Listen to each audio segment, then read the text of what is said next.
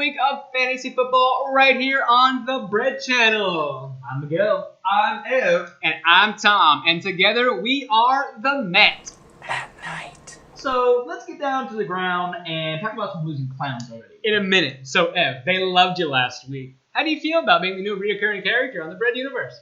Honestly, Tom, I feel great. I have a lot of new followers on the Twit. I'm almost in the 20s, actually. Oof, that's great. That's great. All right, Miguel, now we can get to some news. What's baking in the oven right now? Well, Tom, have you checked Twitter recently? I know Ev has. Can we get these tweets up on the main screen? Come on. Well, as you all can see, Santi has been in a barrage of tweets over the past 2 weeks. They range from anywhere from high expectations to new lows that even fortune tellers couldn't foresee. False hope can even turn a venomous python into a nice, flashy leather belt. Look at this tweet here. A fan can clearly be seen giving Santi too much hope.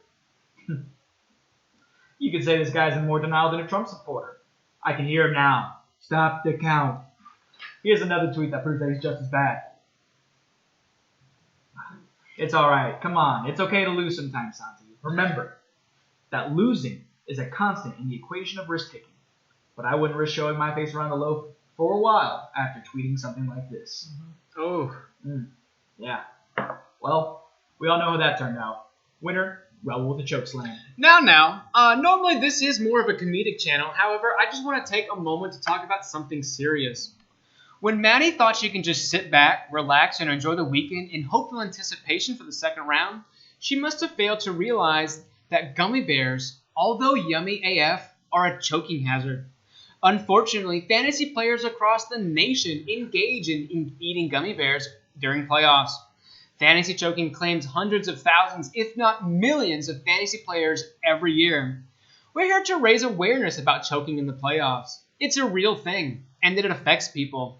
Maddie, when people inevitably ask you how you were knocked out of the playoffs, just tell them you were attacked by bears and leave it at that. Winner, Miguel. Great take, Tom. Now, before we get into our next bit, let's take a moment to recognize our sponsor, Band-Aids for Men. When you can't handle the tough cuts, when the adhesive isn't quite sticking, or when your ego gets scraped, be sure to grab Band-Aids for Men. Speaking of which, shouldn't we get a box for Armando after that splashy comeback by Landon? I think I know what I'm going to get him for Christmas this year. Alright, I think it's about time we play a game. We're going to play a little game I like to call Which slice was it? Which is basically who done it without the murder. Alright, now question number 1. Let's see. Which slice was voted most likely to be a survivor of a cougar attack? I'm going to guess Landon. He's an Air Force man. He knows his way around a campfire. I mean, even his fantasy team knows how to survive. I trust that man with my life. Good answer. Tom. I'm also going to pick Landon. He's got that red carpet razzmatazz. How right both of you are. I heard Landon makes cougars his prey. Alright, moving on. Which slice was voted most likely to watch romantic comedies in their 40s? Oh, easy one. Mondo. He's romantic at heart. He's got great hair. And he's not exactly good at fantasy football. Well, I'm going to say Landon. What's a better rom-com than an animated bass going on a journey to find his soulmate? I got nothing. I would watch that movie, Tom. However beautiful that was, the correct answer was Mondo. Now on to our last question of the game. Which slice won this matchup? Winner, Landon. So guys, I have a couple questions for y'all. If you could go back in time, what era would you go to? If it were me, I would go back to the time when Will was good at fantasy football. I mean, the guy lost to the 7th seed. Who does that? Come on. I'd build a time machine if I was that bad. What about you guys? I think I'd go back to drafting night just so I can watch Will pick his horrible-ass team. It'd be really funny to see how hopeful his face is right before CMC got hurt. Well, for me, it's got to be the Edo period in Japan. I would obviously be a samurai because it would be sick if I had my own katana. Really? So we're not going to do the bit? Okay. Winner, Caleb. So how about we play a different game instead? It's called What Went Wrong. Okay? And the object is to tell me what went wrong when I give you a subject. Okay? Yeah, I think so. All right, here we go. Lon's team. Okay. Lon's team. You know when daytime TV ad comes on and the first line says 4 to 5 people suffer from diarrhea? Well, Lon's team is that one person that enjoys it. I mean, looking back on the season, you can see he put a lot of effort in, week in and week out. But his lack of receiver depth really got the best of him. Yeah, I'll say. It looks like he got a laxative and a sleeping pill and took it on the same night. Who? All right, Tom's team. Okay. Tom's team. Tom's team looks like he shot first, and whatever he hit was the target, okay? I mean, his team is like a bird. It was pretty cute and adorable at first, but then it shat on your head, and now you're just like, ugh! That one really grackled me up. But let's keep it moving. Now I'm going to switch it up. Let me ask Ed. What's up? Here we go. Brandon's team. Okay, now Brandon's team. Brandon's team is like when you're eating a banana and then you make eye contact with someone and then about halfway it's so off you don't even want to eat the rest of your banana. Yeah, well, thankfully there's only 4 weeks left in the season. Let's see. Hashtag am I right, Brandon? Gosh, I feel really bad for that guy. It's just one loss after another. All right, last one. JT's team. Nothing. Absolutely nothing went wrong for him. I only wish JT made the playoffs because he would have destroyed everybody. They don't call him the Big Red Machine for nothing. All right, that's going to take us right into our next segment, questions and suggestions, where we answer your questions and we listen to your suggestions. Call number 4, you are live on the air. OMG! Hey guys, just wanted to say, love the show, love you guys. You guys rock. I'm a big fan. So, Tom, this question's for you. Who do you have between the Miguel versus Raul matchup and why? Well, first off, caller, thanks for listening. It's always nice to hear the appreciation from the fans. Secondly, that's an excellent question. To be honest, I'm surprised Miguel got this far. I had Matty beating him last week. However, of the last remaining 4 managers, Miguel is the only one who has not won a championship. So in my head, he's the underdog from here on out. I mean, Caleb is the lower seed and all, but did you see the numbers that guy put up last week? Caleb has the experience in these types of situations. He's been here before. Miguel joked against Evan the last time he was in the championship. Then he got blown out by the 7th seed in the first round of 2019 after only winning 1 game in 2018. It's been a roller coaster with this guy. On the other hand, Raul has made playoffs every year since 2016. Experience speaks volumes in playoffs. The way Raul handled Santi last week, it made it seem like he was a first-round bye.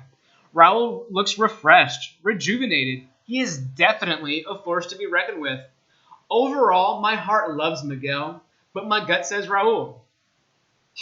All right. Another call.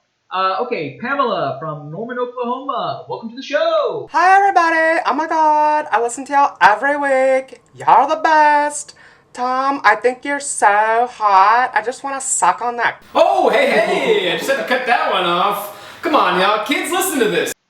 All right, at least try to be PG-13, but can we save that number? Okay. Next call. What's your question? Cool, Lamar. Hey, Miguel, do you think the Week 5 win over Caleb puts Landon at an advantage going into the second round? You know, caller, I'd really like to think so, but Caleb's team has really been through the shits this year.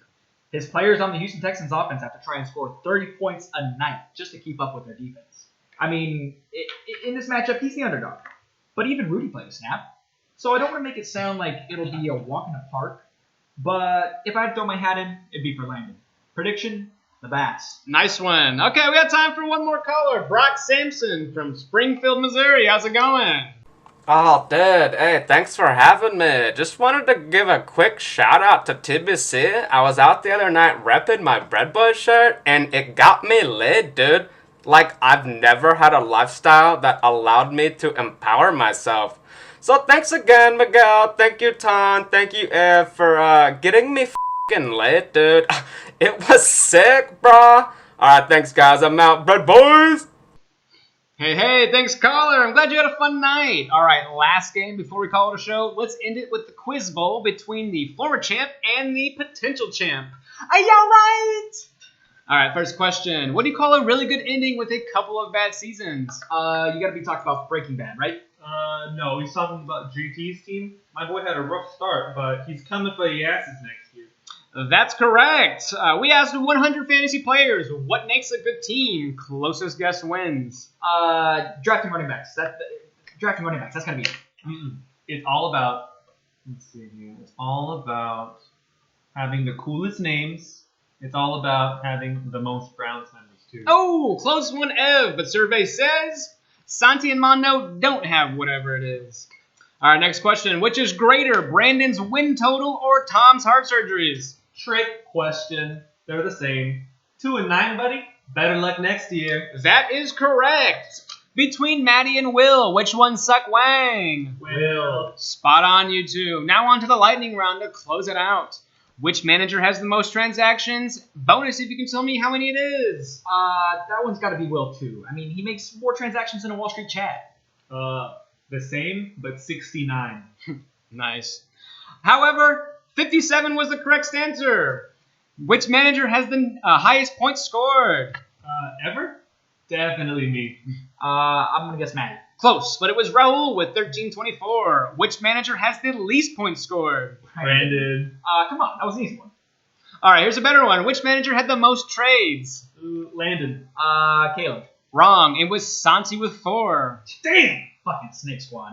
Final question. Dating back to 2019, which manager has the most wins in the league? It's gotta be me again, Tom.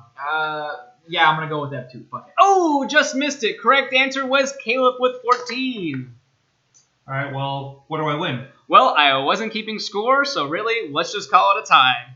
What a great competition between two great competitors. Y'all tune in next week right here on the Brett channel. Hey, Miguel, do the thing! Catchphrase sign.